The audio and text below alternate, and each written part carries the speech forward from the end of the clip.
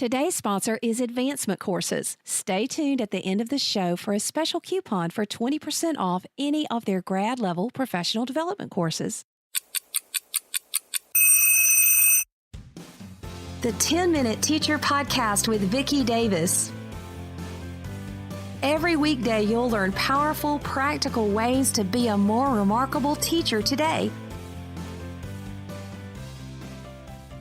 Hello, remarkable teachers. This week, this Friday, we will have episode 300 of the 10-Minute Teacher. And as it so happens, Wednesday is my birthday. So I decided to do something special for Motivational Monday today. I'm taking one of the most popular posts of all time on my blog called What to Do When Someone Hates You and share it with you. This has been a post that has reached literally over 1 million people. So I thought it might encourage all of you podcast listeners because, sometimes at the end of the school year, there can be a little bit of drama out there. Now, this is from 2014, but I've updated it for you. So I hope you enjoy it.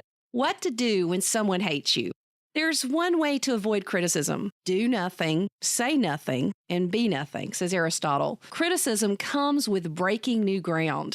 Criticism comes with putting yourself out there. But how do you respond when that criticism turns to hatred? Hatred is a hard thing to handle, particularly when you feel it's unjust. But I'm writing this for you today. Don't let hatred stop you. I'd like to quote from The Man in the Arena by Theodore Roosevelt. It is not the critic who counts, not the man who points out how the strong man stumbles, or where the doer of deeds could have done them better. The credit belongs to the man, or I'll add woman, who is actually in the arena, whose face is marred by dust and sweat and blood, who strives valiantly, who errs, who comes up short again and again because there is no effort without error and shortcoming, but who does actually strive to do the deeds, who knows great enthusiasms, the great devotions, who spends himself in a worthy cause, who at best knows in the end the triumph of high achievement, and who, at the worst, if he fails, at least fails while daring greatly, so that his place shall never be with those cold and timid souls who neither know victory nor defeat. And that was excerpted from Citizenship in the Republic, given at the Sorbonne in Paris, France, April 1910 by Theodore Roosevelt. But you know what? We are all people of the arena, and every human has to cope with this question.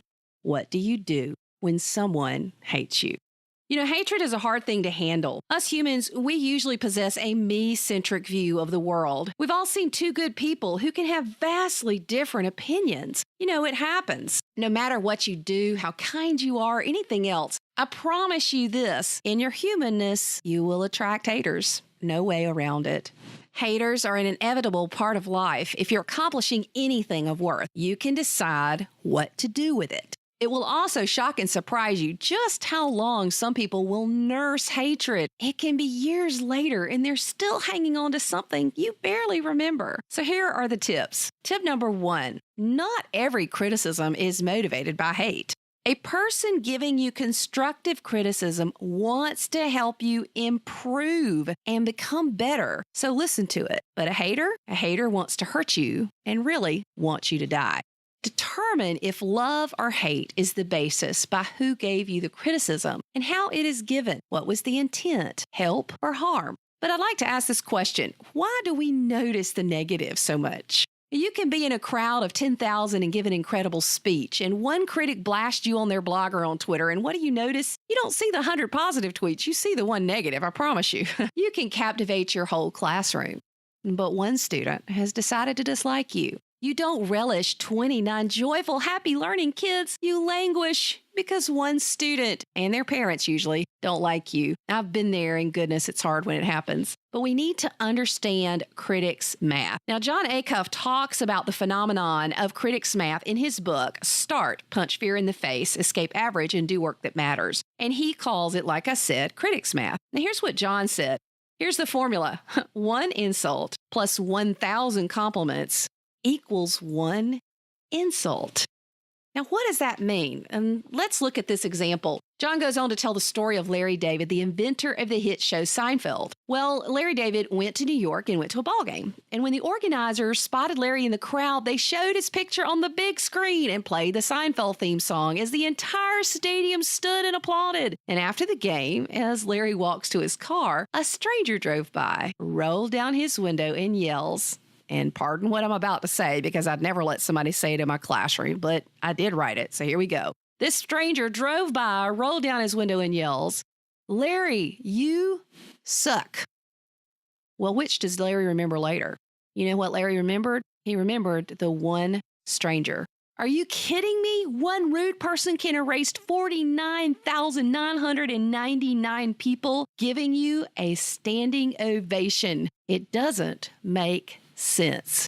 So our tip number 2 is to reject critics' math. The first step in overcoming critics' math is to realize you're doing it and refuse to go there. It is completely irrational that one criticism from a stranger can cause us to forget all of the good things. And that's what you have to remember. That stranger may not hate you. They're just a stranger and maybe they're having a bad day or some people are just fussy and everywhere they go, I think if all the fast food restaurants compared notes, they would find out that the same people are fussing everywhere. But we have to reject critics' math. And tip number 3 is we need to keep perspective. For me, when I deal with the haters, I admit there's room enough in this big, wide world for both of us. Good people can dislike me or you. I can even dislike good people. Good and evil is not determined by whether people like you or me. And this can really help us. I recall a professor in college who drew a little X at the corner of the board. And he walked all the way across the room. And on the other side of the board, he drew a cloud. Now, he pointed at the cloud and said, "This is the universe." And then he walked step across the front of the room to the tiny X and says, "This is you."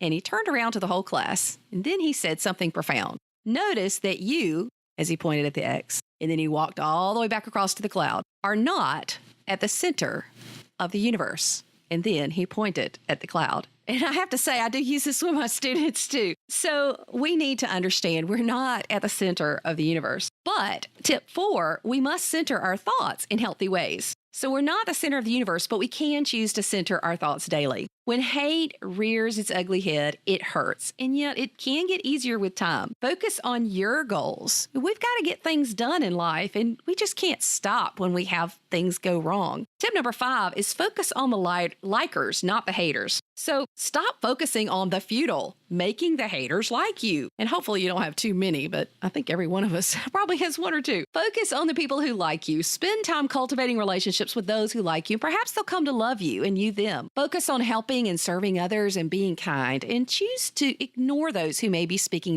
negatively about you. That can quickly become paranoia. You know what? Usually people aren't even talking about you at all. I hate to tell you what I tell myself. I tell myself I'm not that important. And sometimes if I think I'm indispensable, I'll get a glass of water and put my finger in it and take it back out and say, okay, is there a mark? And of course there's not. So we have to keep perspective, realize we're not the center of the universe. And a lot of times people aren't even talking about us at all. So decide. We've already heard Theodore Roosevelt tell us clearly, it's not the critic who counts. But why do we give such critics power over us? Why do we let haters distract us from living an epic life? Tip number 6, celebrate the good times in progress. My first boss sent a memo to his manager praising my performance. He brought the copy to my desk and I was so excited. And I could not believe it. And then he told me something I'll never forget. Create an Atta Girl folder for those hard days. They'll come and you'll need to remember who you are and who you can be. This is your first Atta Girl. Keep it. And I did. I still have the folder and I've made one in Evernote. And when I have those dark days where I feel like I'm doing nothing right, and sometimes those days happen, I'll pull up my Atta Girl folder and I'll read them. Not to have pride, but just to remember that there are better days and I can improve. We all fall and we all fail. It's just part of life.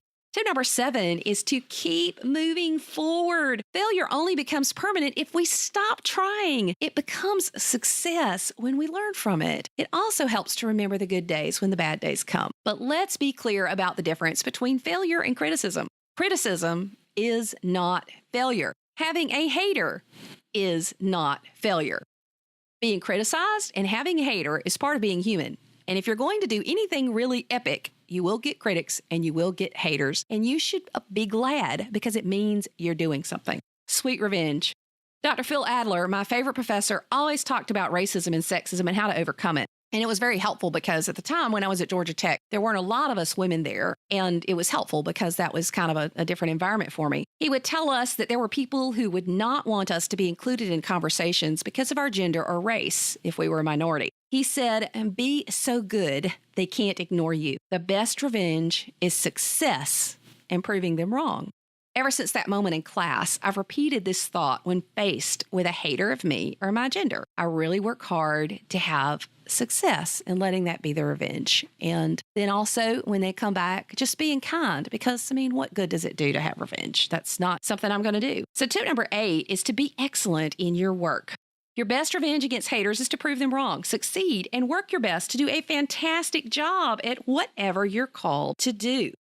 I know we just want swift justice, and we want that in our me-centered world that demands it. But you know what? Life is a marathon, not a sprint, and be a turtle, as I share in Chapter 13 of Reinventing Writing. But here's who hating really hurts. Hating hurts the hater most of all. I read a story of the freed slave Frederick Douglass riding on a train through Pennsylvania. This was paraphrased from a story included in Up With Slavery by Booker T. Washington, one of my favorite books, and I highly recommend that book. Now, Frederick Douglass was told to ride with the luggage, and several white passengers came to the car to express how upset they were. And Douglass responds by telling them that he is not degraded, but that those who did this to him were degrading themselves for treating a fellow human being with disrespect. So tip number 9, commit not to hate. Hating is like drinking poison and expecting the other person to die. Hating is like tying a dead body to your back. The body doesn't carry their lash to you, but you bear the burden. Hating hurts the hater most of all.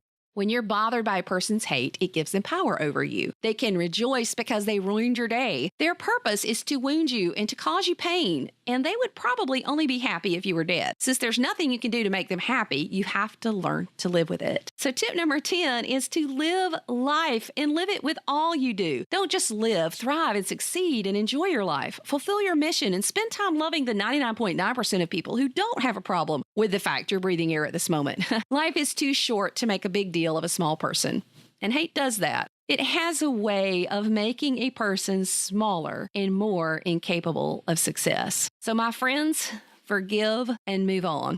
Do whatever it takes, but let go of hate.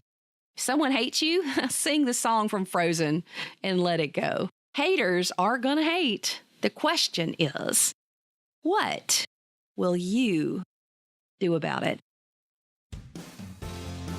Thank you for listening to the 10-Minute Teacher Podcast. You can download the show notes and see the archive at coolcatteacher.com/podcast. Never stop learning.